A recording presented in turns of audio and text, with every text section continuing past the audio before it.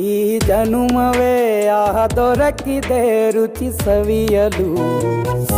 ಆಹಾ ಆಹಾ, ಈ ಜಗವಿದೆ ನವರಸಗಳ ಉಣಬಡಿಸಲು. ಬಿಸಿ ಬಿಸಿ ಇದೆ, ಬಿಸಿ ಬಿಸಿ ಇದೆ ನಳಪಾಕ ದಿನ ದಿನ ನೂತನ. ಈ ಬಿಸಿಯುವಾರುವ ಮೊದಲೇ ಎಲ್ಲರ ಜೊತೆಯ ಮೆಲ್ಲುವ ಕಲೆಯ ಜೀವನ ಜನುಮವೇ. ಈ